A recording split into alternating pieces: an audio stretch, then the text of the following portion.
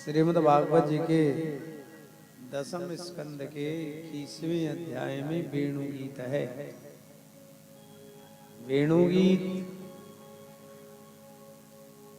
गोपी गीत, युगल गीत, भ्रमर गीत, ये भागवत जी के अद्भुत 10वें स्कंद के। बाकी कल सुनेंगे। फिर भगवान ने गोवर्धन जी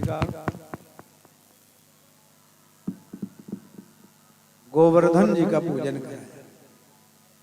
निराकार में साकार भगवान कृष्ण दोनों पर्वतों का, ब्रिज में गोवर्धन का और चित्रकूट में कामदगिरि भेराम प्रसादा अवलोकत अपोहरत विषाद।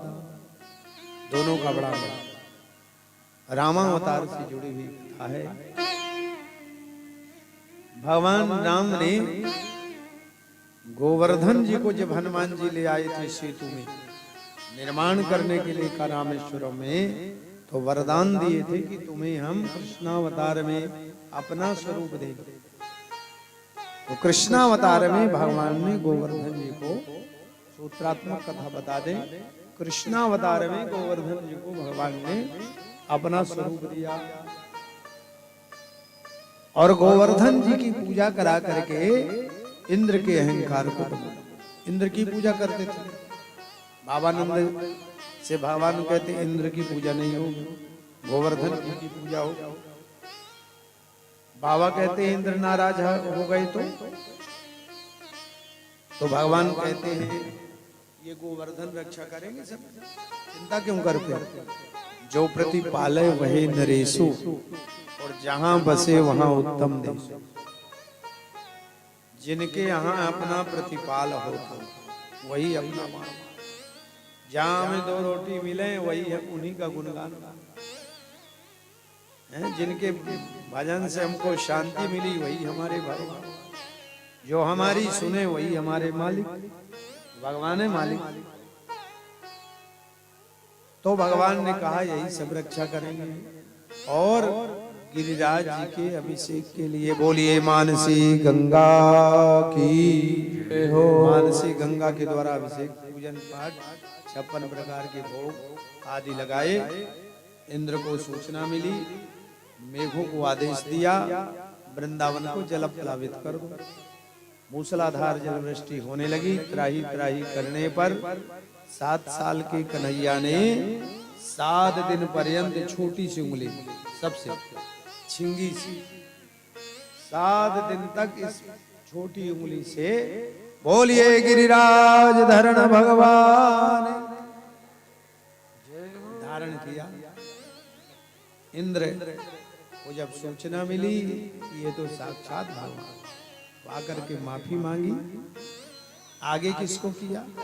भगवान गुस्से में तो सुरभि शक्र ये। फिर गाय की बात आई।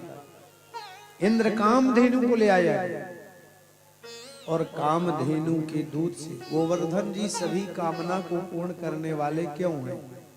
एक तो साक्षात भगवान, और कामधेनु समस्त कामनाओं को पूर्ण करने वाली है। तो कामधेनु के दूध से गोवर्धन जी का अभिषेक हुआ। दिल्ली विल्ली के और संसार के ऐसे भक्त पागल थोड़ी कि फेरी लगाते रहे 21 किलोमीटर। तो उनको कुछ मिलता है, बिना मिले कोई मुक्ति न चाहिए। सबको भोग भी चाहिए, माल खजाना भी चाहिए। गोवर्धन जी की जो परिक्रमा लगाते हैं उनको सब मिल जाता है, लोक भी और परलोक भी।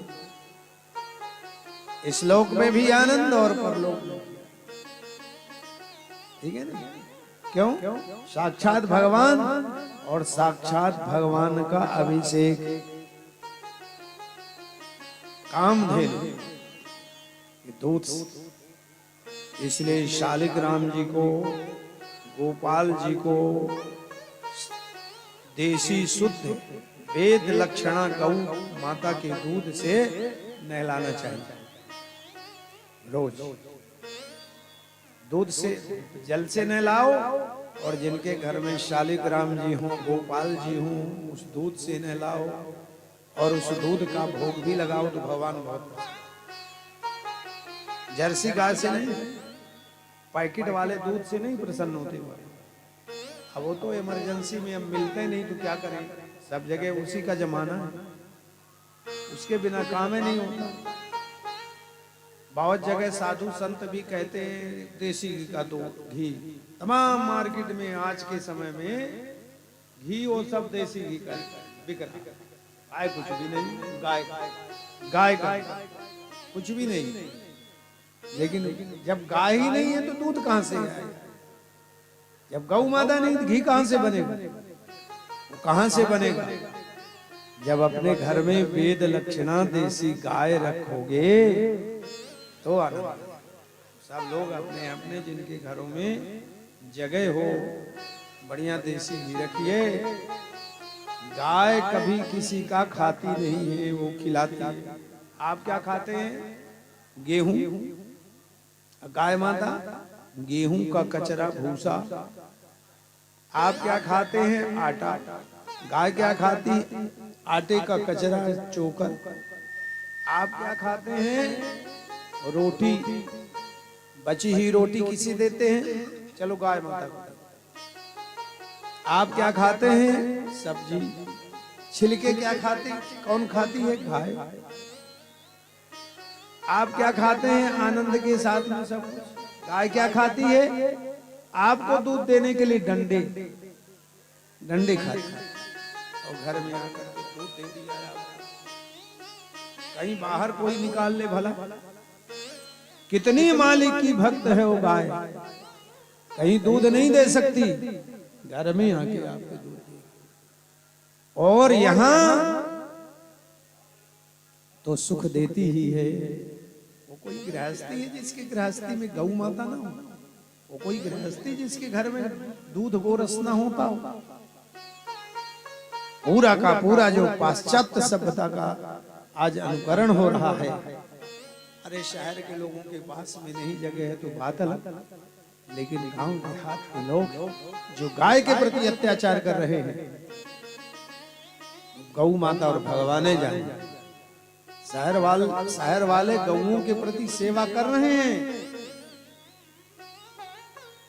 और गांव वाले अत्याचार कर रहे हैं। इसलिए यदि यहाँ गांव के लोग बैठे हों तो उनसे निवेदन है, शहर वाले हमको 4 पैसा देते हैं तो हम भूसा खरीदते हैं और गांव वाले क्या करते हैं?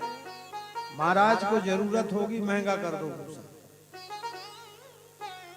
तो महंगा कर देंगे और महंगा कर देंगे।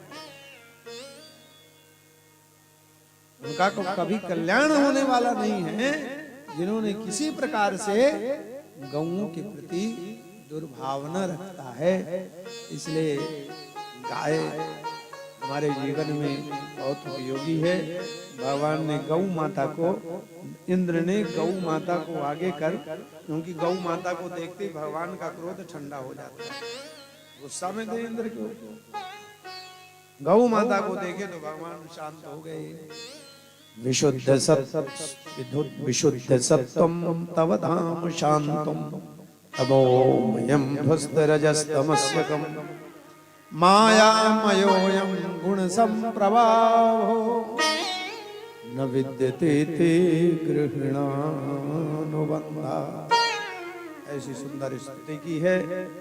और